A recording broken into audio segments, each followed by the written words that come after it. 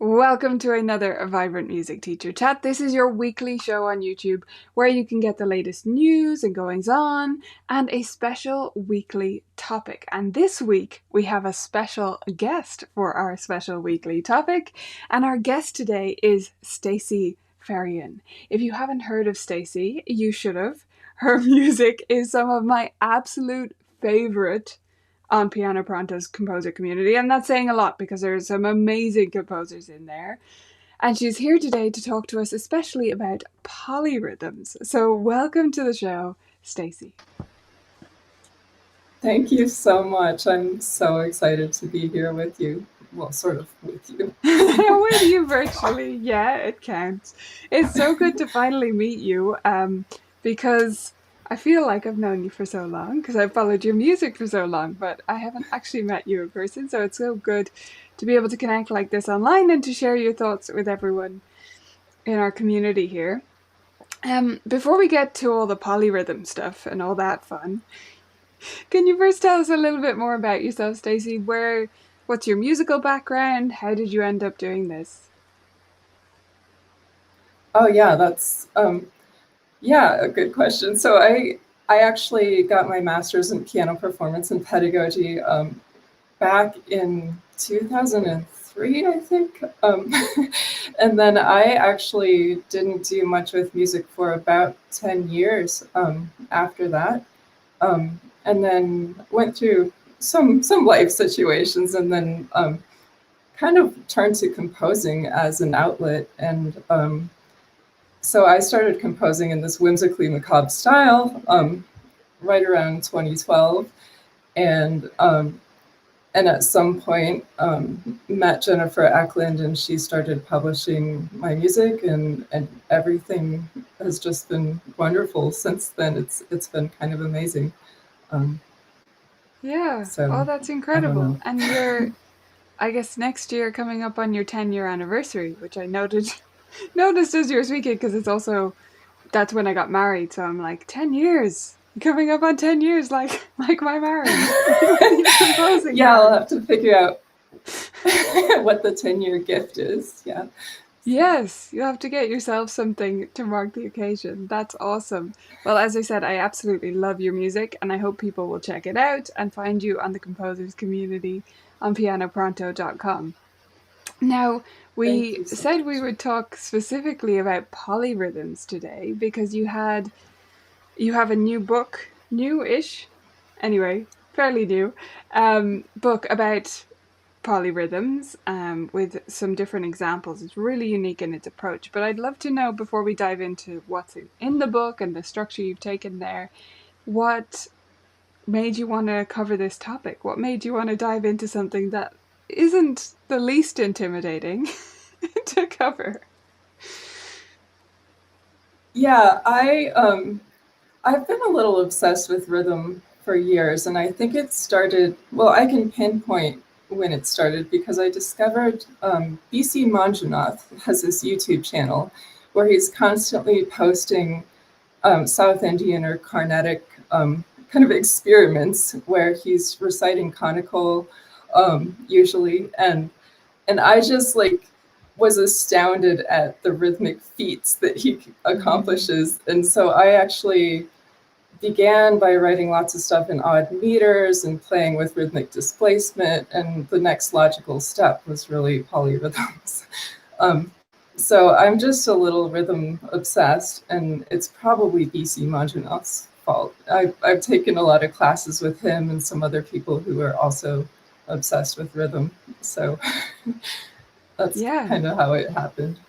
And I felt like I struggled sometimes to convey with students like polyrhythms, and I realized I needed a better method for strategically introducing this. And really what I tried to do in the book was, I tried to do a whole bunch of things, but I tried to strategically introduce these so that they're not intimidating, and also tried to give students an opportunity to improvise with these rhythms, because I really strongly believe that the best way to learn anything is just to kind of make it your own and create something with it.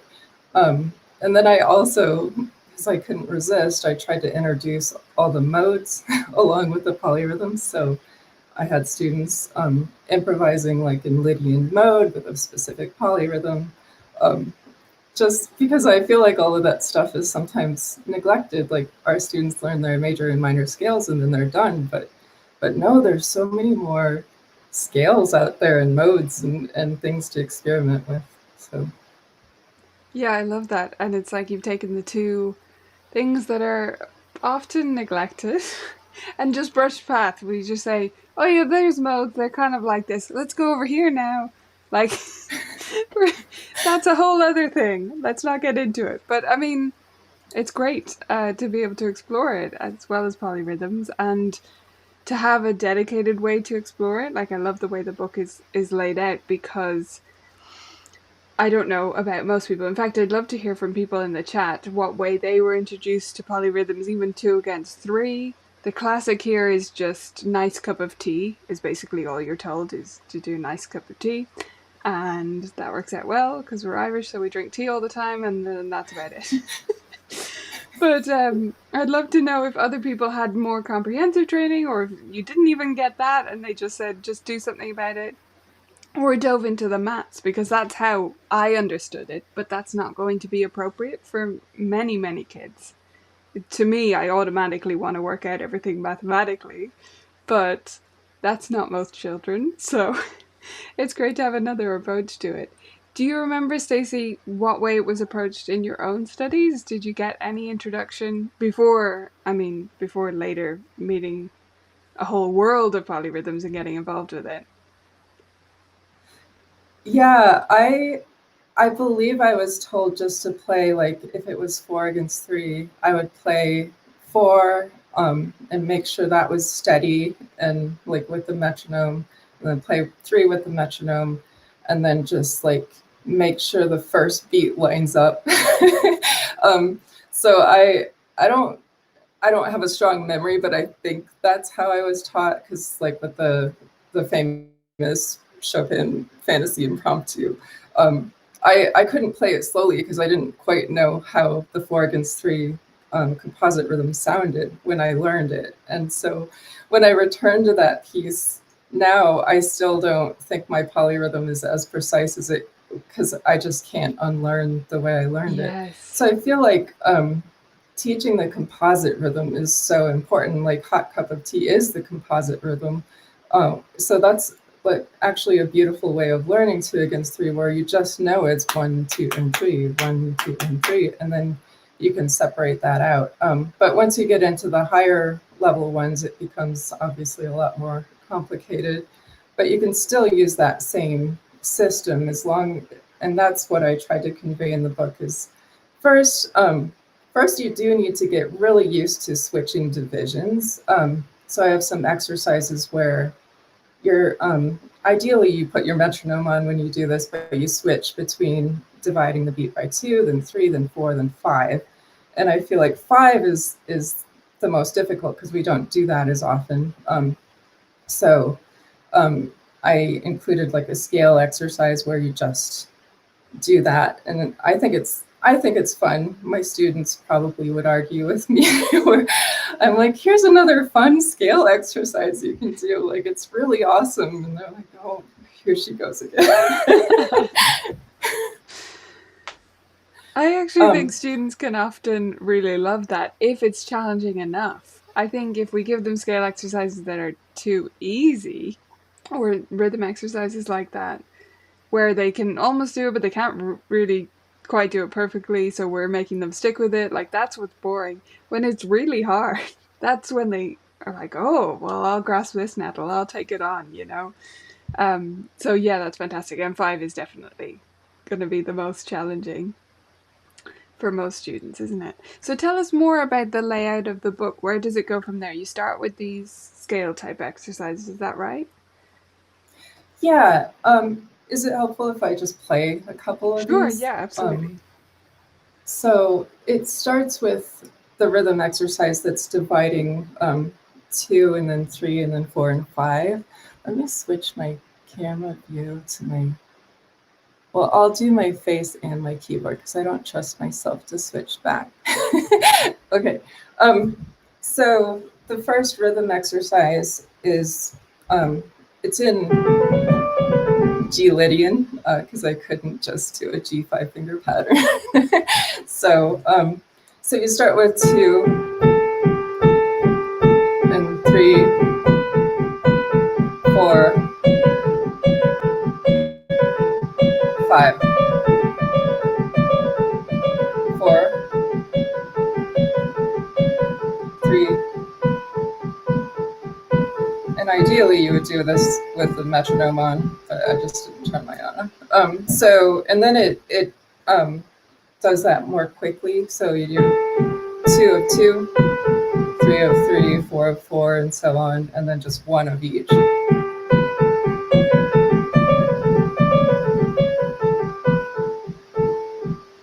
So that's kind of a preliminary exercise, and then I take it to this scale exercise, which a lot of you probably do this exercise already in your studios, where you do like 1 octave quarter notes, 2 octaves eighth notes, 3 octaves triplets, 4 octaves sixteenths.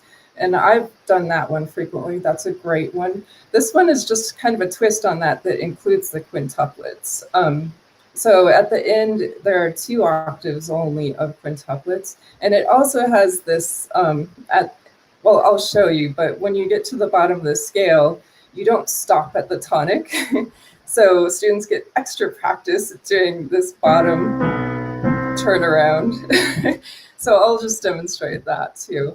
Hopefully I can play my scales in front of a bunch of piano teachers. Okay. So 2, 3,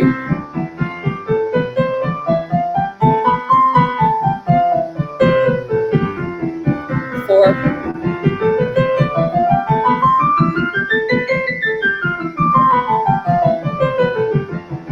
5.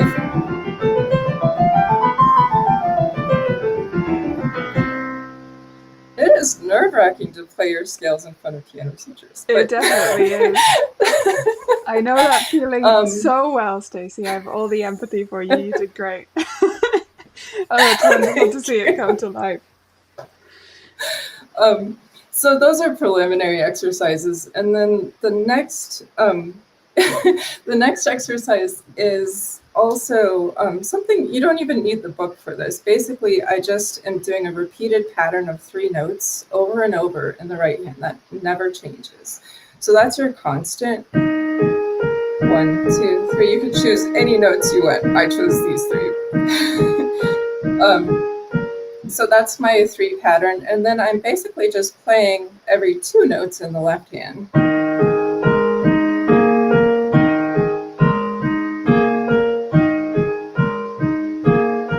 So this is another preliminary exercise, and then I switched to playing, if I did every 3 notes, it would line up perfectly, so I switched to playing every 4 notes in the left hand.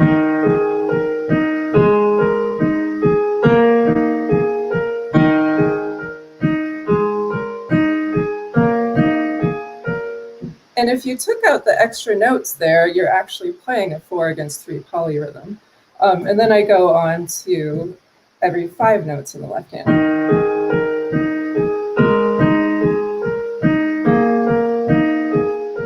So you just practice that, and I actually put in 7 against 3, because in this method, it's actually pretty easy to play 7 against 3. Every 7 notes.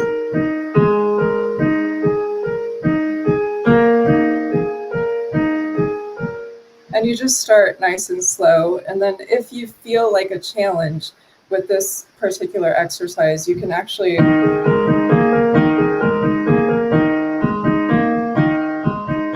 leave out the extra notes in the right hand, and then you're playing a straight up 2 against 3 polyrhythm. Same thing here.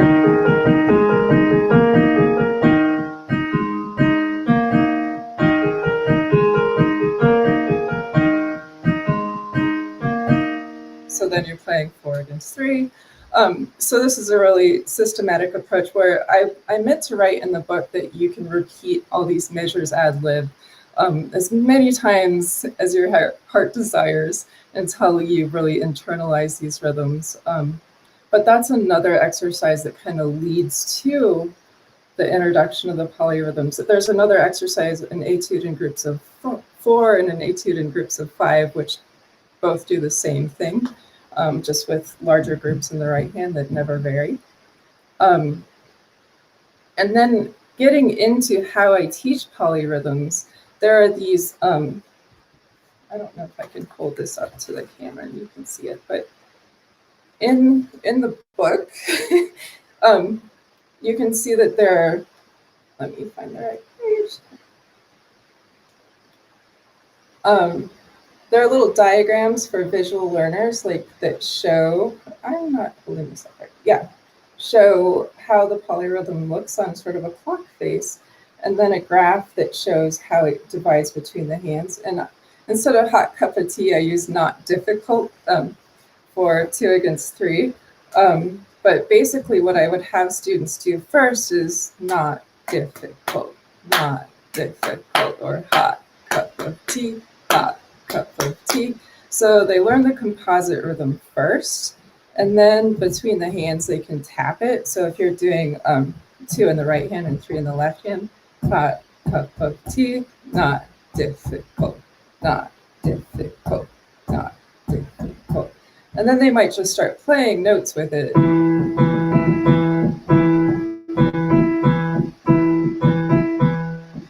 And then you go into an improv exercise. So I have an improv suggestion, but students can just go their own way if they feel like it. They don't have to follow the improv suggestion.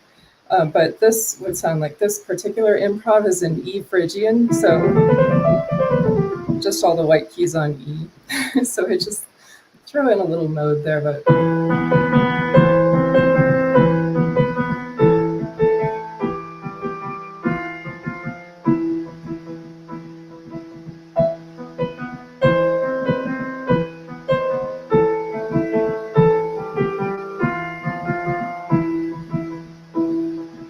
and they just would play that rhythm over and over again.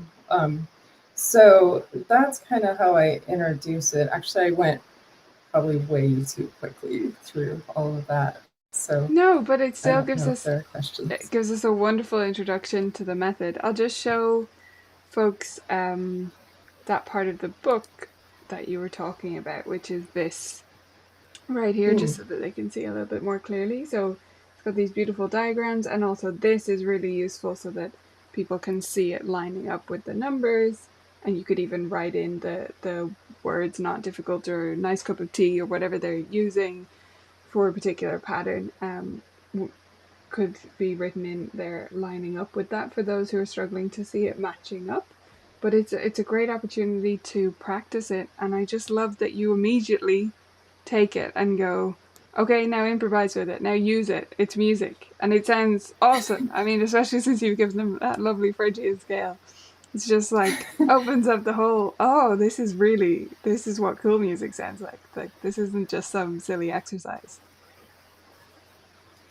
Thank you. Yeah, I just feel like I watched your interview with June Armstrong, and I was so impressed with what she said. She had some addendum to all of her books where she said, like, just, feel free to do your own thing. I'm paraphrasing, but like, do your own thing as long as it's musical. And I totally agree with that. Like I just want other people to experience the joy of improv and composition. And so if they just want to stop playing my music and start writing their own thing right in the middle, I'd actually prefer that.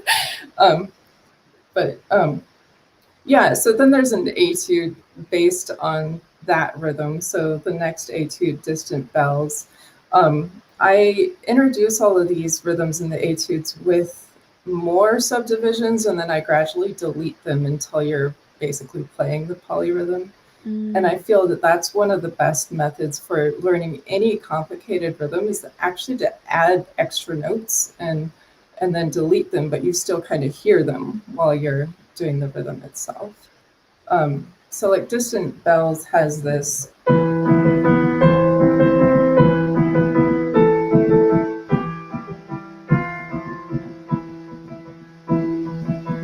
So you do 6 measures of this hot cup of tea before you end up doing the actual polyrhythm between the hands. And then there's just a lot of repetition in it. But I tried to make all of these sound like also like not just etudes, but pieces that could be played in recitals. Hopefully they sound like that. But I worked hard to make these musical and not just rhythm exercises. So, so that's... They do sound like real music, yeah. I can see students loving playing these, and you don't even need to tell them it's an etude. Yeah, at first, right. I actually avoided calling them etudes in the book, so I gave them all descriptive names. And yeah, so in any polyrhythm, too, there's always one dominant rhythm and then another rhythm that sort of plays off of that. And this is something, one of the reasons I like polyrhythms is they're almost like an auditory illusion where you can only tune into one division or the other, but you can't really hear both simultaneously. So I flip all the polyrhythms. So that was 2 against 3. I flip it to 3 against 2. And all that means is that now, instead of 3 being the dominant rhythm, 2 is the dominant rhythm, and we're fitting 3 into that. So whatever the second number is, like if we're doing 4 against 3, that means 3 is the dominant rhythm and we're fitting 4 into that. And so all of these have like the flipped polyrhythm as well. There's 3 against 4 and 4 against 3. Because oddly enough, those two things to me feel like very different rhythms. Even though it's exactly the same rhythm, it depends on how you're tuning into it, or which rhythm you're hearing as dominant. But to me, if I hear 4 as dominant, it sounds different from when I hear 3 as dominant, and 4 against 3 or 3 against 4. So like 3 against 2, I switched it also to 6/8 just to demonstrate that this is the same rhythm, it's just a different time signature. So in this one, you're counting 1 and a 2 and a 1 and a 2 and a, instead of 1, 2, and 3. But essentially, it's still the same composite rhythm. And with that one, I introduced Dorian mode, but I don't know if teachers probably want to hear more about 4 against 3 or 3 against 4, or I don't know, 5 against 4. I don't know, they can let us know in the comments. I just love exactly what you said there. It's an auditory illusion. It's like, it is literally like a visual illusion that you would see. Once you focus on the duck, you can't see the rabbit, and when you focus on the rabbit, you can't see the duck. And it is like that when you're listening to these things. You focus on one line and you're not actually really hearing the other. And you don't really hear the two together in any true sense. I get exactly what you're saying there. I also love all the subliminal messaging you've got going on here with all the phrases, like, because you chose not difficult. I actually like that better than nice cup of tea. That's just the classic one we were taught. But not difficult. And then we've got this rhythm I can feel inside later in the book. Or you've got, yes, I can play 3 and 5. They're so fun.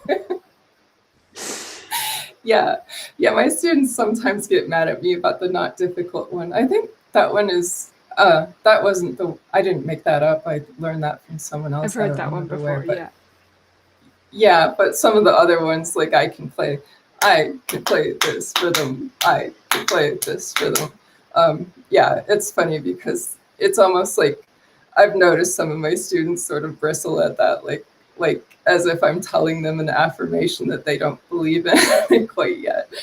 Yeah. But yeah, I tried to make them all sound like rhythmic affirmations, so I'm glad you noticed that. Yes, no, I love it. I love a good message like that. And we're big into like growth mindset and grit around here, so those kind of affirmations are really useful for just building in. No, I'm going to stick with it until it actually is not difficult. It's like, I often tell students that, okay, that's the most challenging bit, so we're going to work at it so much that it's your favorite bit because it's easy. So that's, what these rhythms can be easy and super fun if we work at them first. That's such a good point. Yeah, because they actually aren't that hard if you know how to approach them. And if you eventually internalize the composite rhythm, like 3 against 5 is actually and 4 against 5, those are not that hard. Like, if I can do them, anyone can.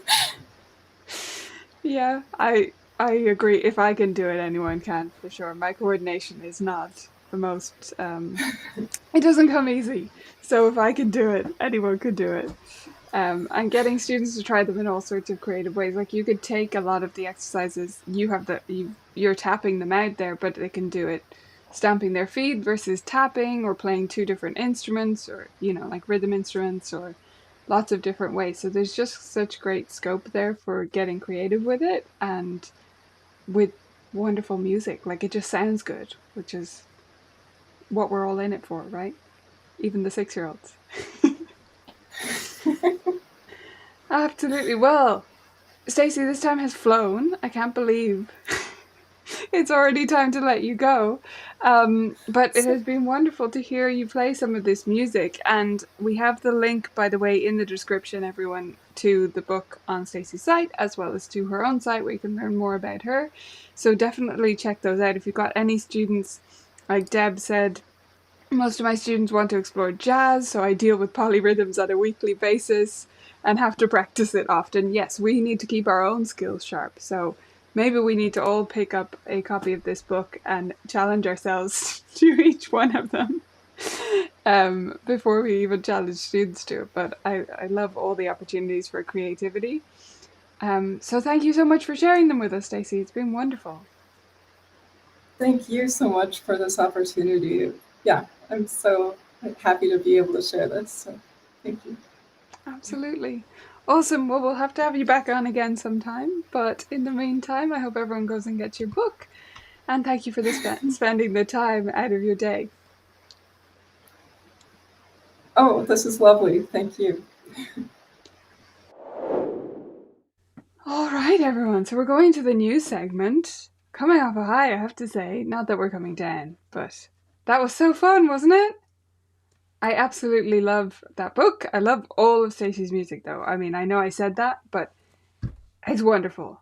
If you haven't checked it out, it is some of the most fun music to play. I've even played some of the pieces myself at recitals, just as something fun to add in. Some of her whimsically macabre arrangements, and also her recent guest post on our site was fantastic. A great look at arranging from someone who really knows what they're talking about. It's one of those posts that I haven't written on our blog because I don't arrange stuff. I don't want to sound like I know what I'm doing with something that, I can have a go, but I'm not really an expert at. And it was just wonderful that she agreed to write that for us. So, yeah, that was awesome to get her insight on polyrhythms. And I hope you all check out her book and dive into the polyrhythms. It's always fun to challenge ourselves with these things too. Coming up with different ways of using them and tapping them out and trying all of those etudes that aren't etudes. They're just awesome pieces, but they do teach you something fantastic. Karen, you already have the book, so you thought this presentation made it come alive. I love that. That's awesome. Yes, definitely want to revisit then. It's a great tip, Karen. Once people get the book, come back and watch Stacy talking through it because it's just an awesome resource. But as I said, we're going into news. So tell me your news. How have you been? I didn't see you last week, and I don't have a ton of news, of course, because I was on a holiday. So that's my news. I was away from the office. I even, you know what, I uninstalled the email app from my phone.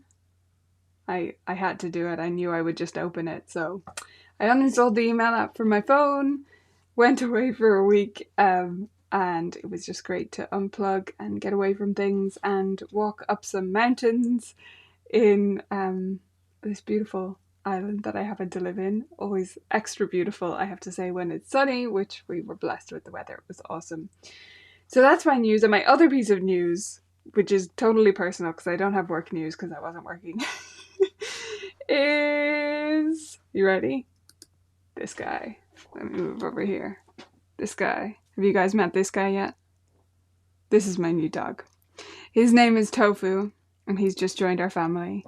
And he is completely adorable. So I just had to show you a quick picture. You can see more of him on Instagram.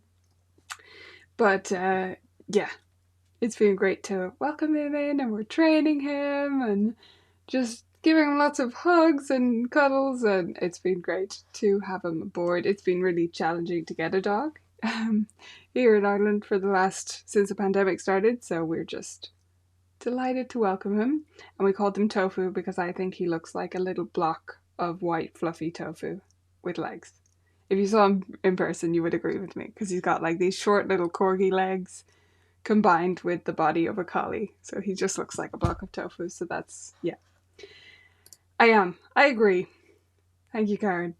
Okay, but real news in the teaching world, we're not devoid of content. I haven't been making things, but we've been releasing a lot of fun stuff.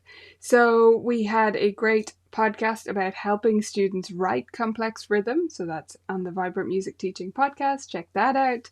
We had Stacy's post that I already mentioned. That's over on the blog. So that's colourfulkeys.com.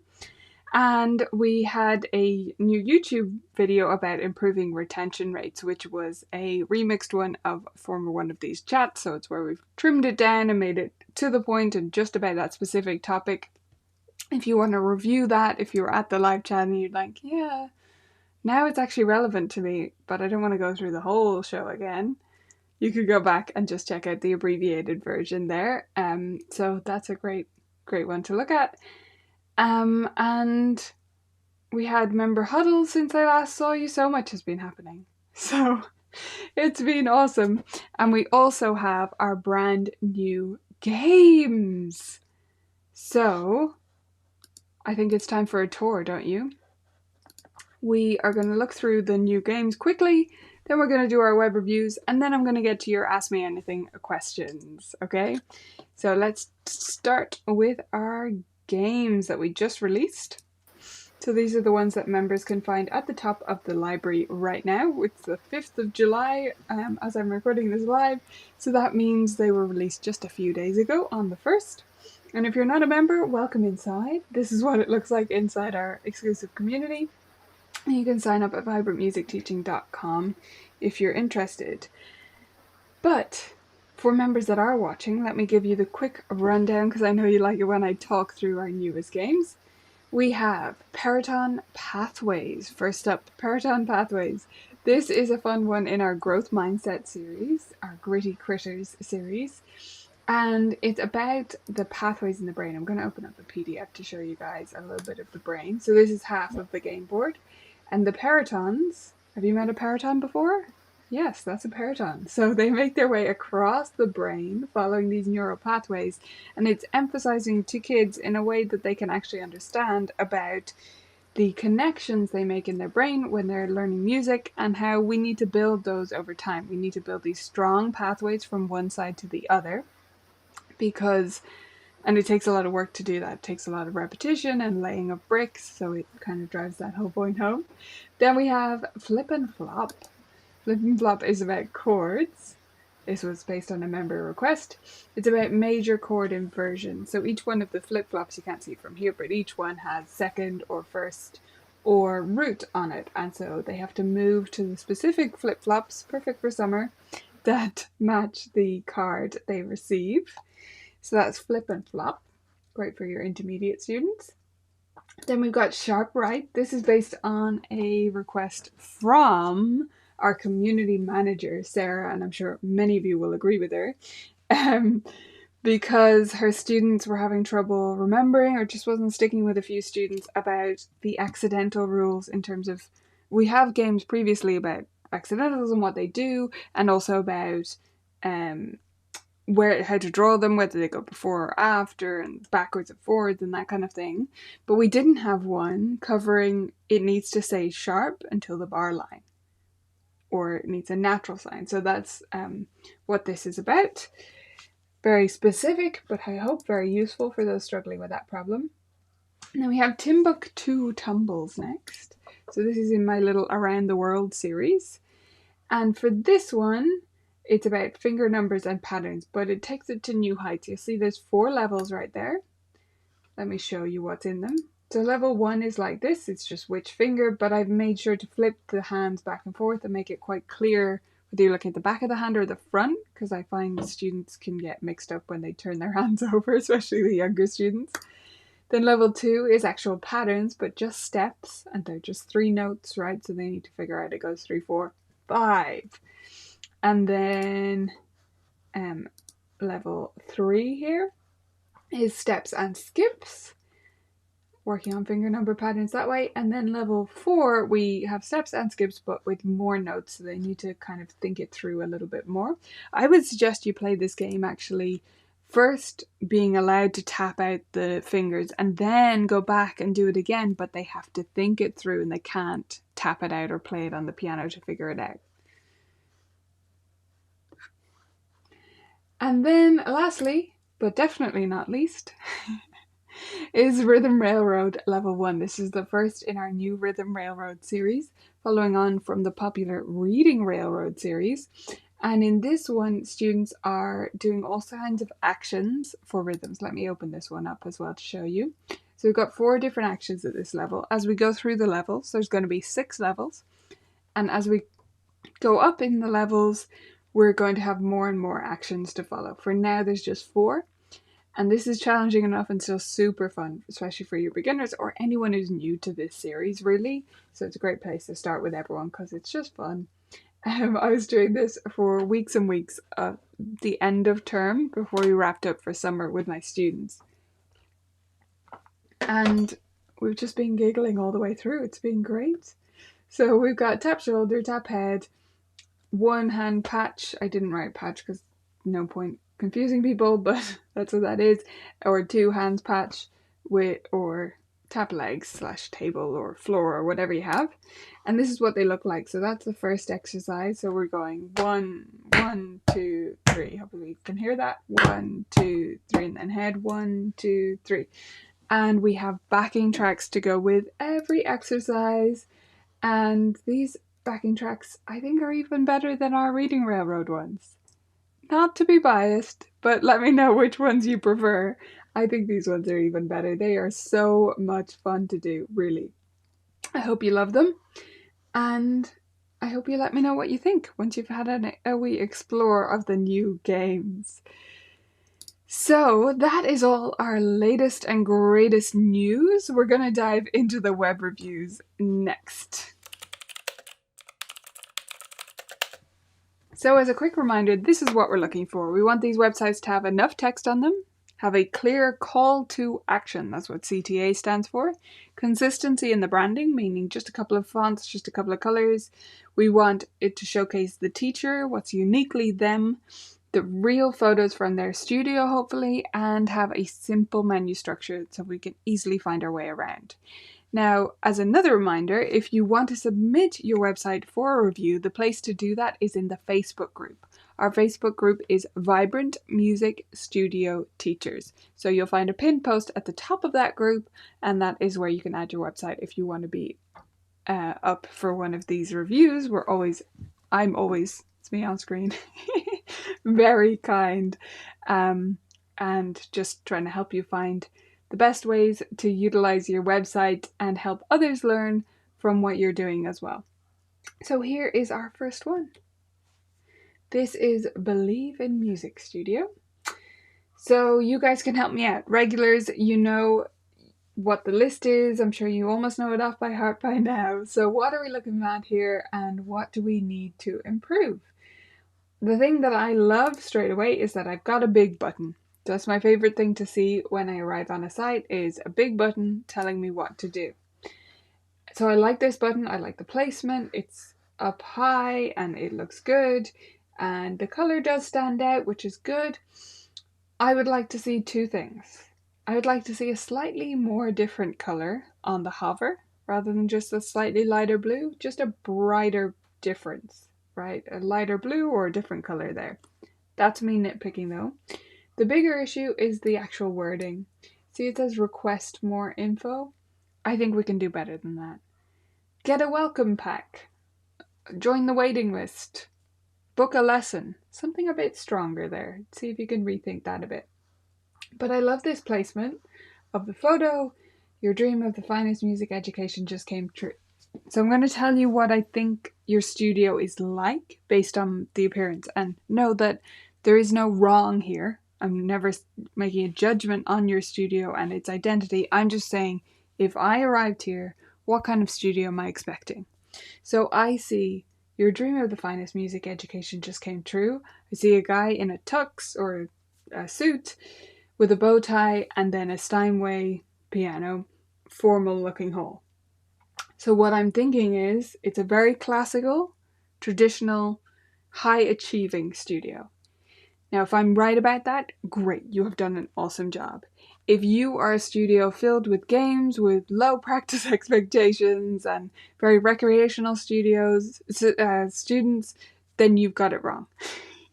See, so that's why I'm doing that kind of assessment, just to say, this is what I think I'm expecting in your studio. Am I right? If so, great, because then the right parent knows they're in the right place. I think I'm right based on all the other photos as well. Got online music lessons. Okay, this is good. One thing here, change this color for me.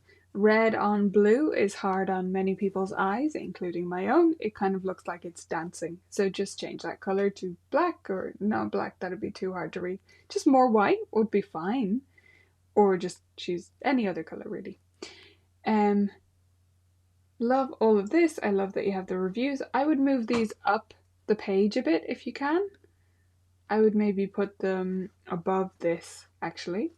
The award is great, but I think as a parent, this is more important, hearing from other parents. So I would move that up.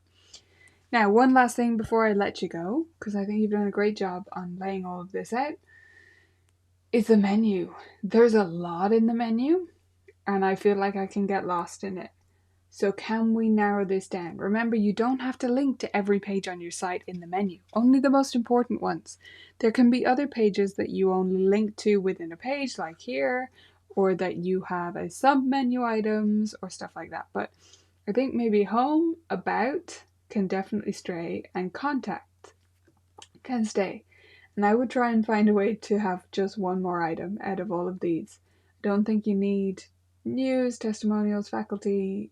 Maybe you need faculty, so maybe 5 items, but see if you can condense down the others.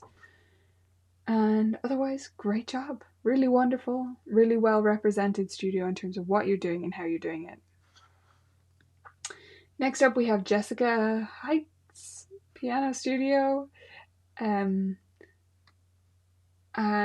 okay, so straight away, I'm going to mention it, even though I mention it every time, and that is the banner. The site was created by Wix. That means it's a free website, I believe, Jessica.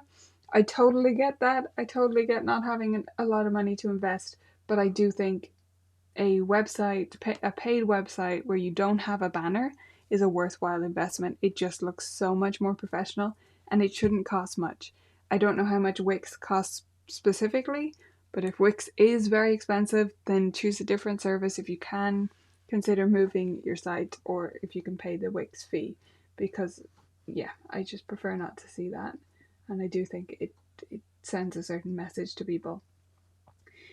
Now, other than that, I've got these wonderful photos, and I've got a big join the waiting list item here. I was going to say button, but it's not really acting like a button, and I would prefer to see a button.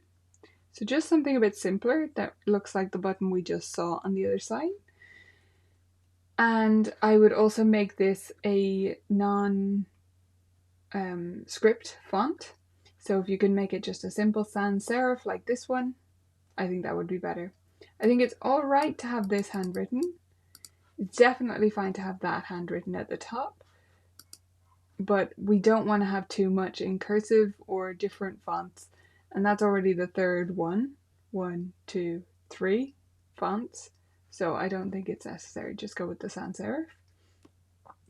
Oh, sans serif, by the way, I don't know if people generally know this, is where you don't have the little tails on the letters. So Times New Roman, for example, that's a serif font because it's got those little flags and tails. But sans serif is where you see quite simple letters, and that's what I'd recommend for most sites. Okay, so the photos I think are great. They're real photos of your studio. It all looks like reality, and you know, this is a great example of you don't need some fancy camera or something. You just need photos that look like real kids having fun. It's not about the photo. Love this one of the bells. That's great. And the awards and smiling kids and doing their theory homework in a way that looks fun. I love it. Oh, and that's great too. Love all the photos. I would see if we can get them a bit higher on the page. Move some other stuff around if possible. And testimonials, great. I don't think you need this photo. You've got real photos. Take away that stock image. Okay. Meet Jessica, testimonials, gallery, contact. That all looks good. Let's see what happens when I click to join the waiting list. Am I going to an MMS form? Oh yeah, that looks really good. I love that, Jessica. Okay, so it's just about the styling for me on this one. Make that look like a button, make it sans serif, tidy up the fonts in general a little bit, and maybe put it all on a white background, actually. I think that would make all the difference. Just get rid of the blue. I know you might love it, but it's just a little bit. It would have been cool a few years ago, I'm afraid. Websites like everything have fashions, and that's not quite in fashion right now. So I'd just maybe take away the blue, and have just white background. But everything else looks great. So congratulations on an awesome site. All right, so we're back for our question round. Hit me up with your questions while I'm still hanging out here. I'll start with Karen, who added her question right at the start. Thank you, Karen. Where can I find the end of year report to send to parents? It depends which one you mean, but I'm going to see if I can look up the correct one for you right here.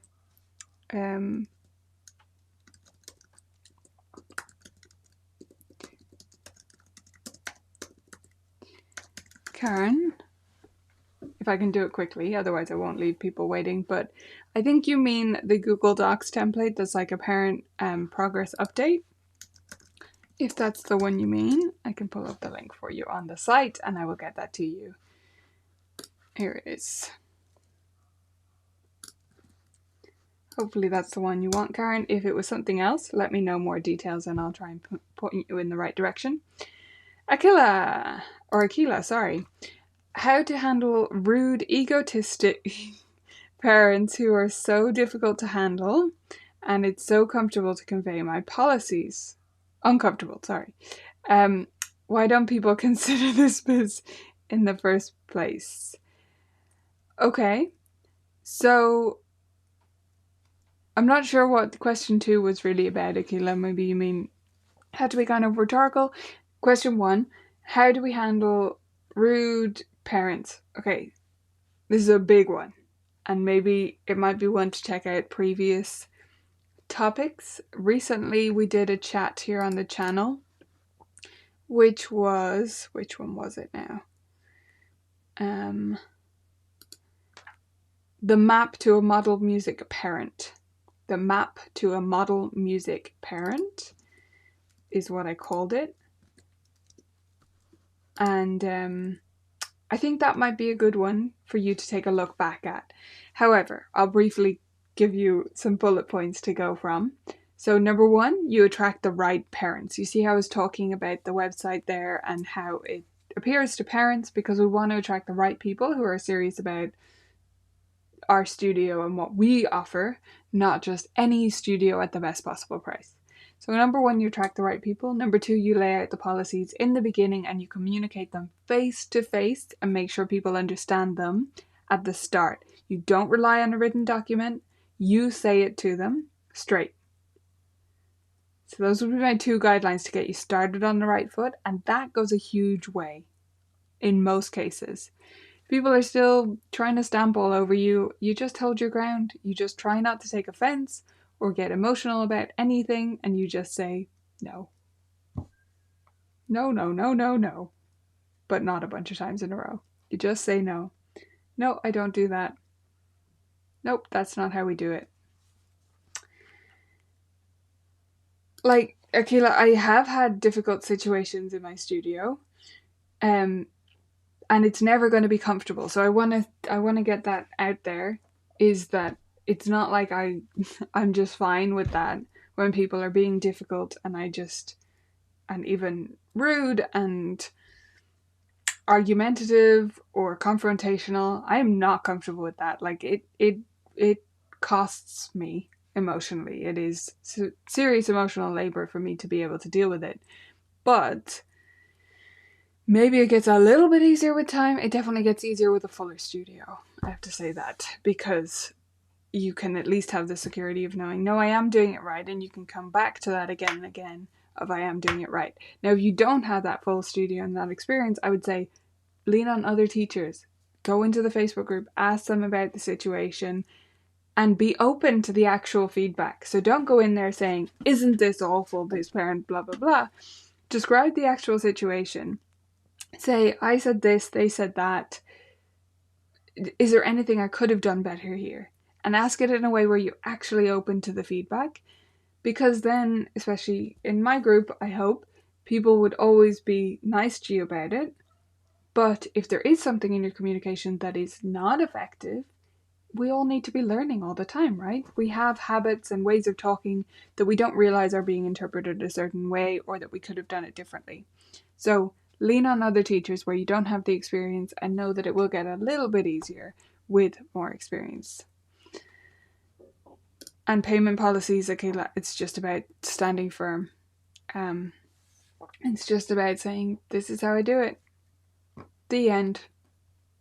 There's nothing else you can say, and that's the hardest part, is sticking to it and just saying, nope, that's how I do it, whatever the case may be. As long as you are being reasonable, that's just how you do it, and that's the end of things. If that's not what they're looking for, if they're looking for something extremely flexible or whatever that you don't offer, you're just not the right fit for them, and that hurts when you only have a few students, but that's the reality. Okay, thank you all for your questions and for joining me and Stacy for this chat today. It's been great to be back with you. Next week, we're going to be talking about... Next week, we're off again. It's going to be a bit chopping and changing here over the summer. Next week, we're off again because we're running the challenge. So if you haven't signed up for the challenge yet, it is at vibrantmusicteaching.com/paint. vibrantmusicteaching.com/paint. Sign up for that. It is the Piano Pedagogy Paint Box Challenge, and it is just about simple, easy strategies, teaching strategies, that might help you see something differently. So it's just about going back to the basics and saying, what are some new ways of teaching, or things I haven't considered for a while, or things I can put my own stamp on, that will be a little change and not a huge investment from you, but will make a big difference to your teaching. So that's what we're doing. We're looking for quick wins. It's going to be really fun. It starts this time basically next week, so that's why I won't be on here live, and I'm really looking forward to it. It's going to be fun. Now, the week after that, we're going to be talking about an audacious topic: everything you need to know to become a great piano teacher. As you can imagine, that's not possible to cover in a show, so it's a bit of a tongue-in-cheek topic, but I hope you'll join me to find out what I'm really talking about and what's involved in becoming a great piano teacher. And thank you so much again for joining me again today, and I'll see you next week on the challenge, and the week after that back here on the show. Thanks again to Stacy. Bye everyone.